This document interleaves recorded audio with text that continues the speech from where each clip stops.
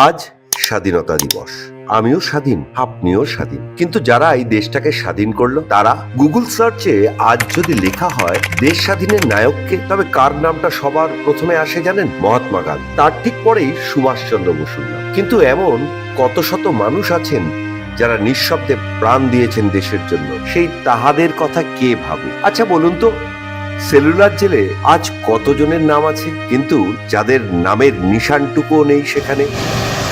কেন তারা পেলেন না স্বীকৃতির স্বাধীনতা? 1919 সালের জালিয়ানওয়ালাবাগের যে হত্যালীলা চলেছে, সবাই জানেন মারা গিয়েছিল 339 জন। সেই তাহাদের কথা আচ্ছা ছেড়েই দিলাম, নয় সেসব কথা। তাদের মধ্যে অন্তত 10 জনের নামও কি কেউ বলতে পারবেন এক নাগাড়ে? উত্তরটা হবে না। কেন জানতে পারলাম না, কেন জানানো হলো না? জানবার স্বাধীনতা তো আছে।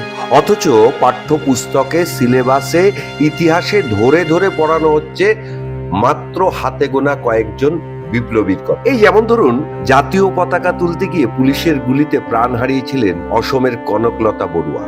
আর কি বৈপরীত্য দেখুন, বাংলার মা মাতঙ্গিনী পিছাবনি বলে শেষ নিঃশ্বাস ত্যাগ করেছিলেন। আজও দীঘা যাওয়ার পথে মানুষের মনে পড়ে পিছাবনি ব্রিজের কথা। এতে নয় হলো ঢাকা চাপা বঞ্চনার ইতিহাসের স্বাধীনতার কথা। কিন্তু কোথায় গেল খাদ্য সুরক্ষা, হাতে কাজ, মাথায় ছাদের স্বাধীনতার কথা? লালকেল্লায় প্রধানমন্ত্রীর ভাষণ, জনগণমন ফ্লেভার আর নিখাদ একটা ছুটির আমেজেই কি আটকে স্বাধীনতা? রাখাল গরুর পাল আজও হয়তো মাঠে নিয়ে যায়, কিন্তু সে বোঝে না স্বাধীনতার মাথা মুন্ডুটাও আমরই স্বাধীনতা। আসিতে আবার আসিও ফিরে। Bureau report, news Poll Bangla.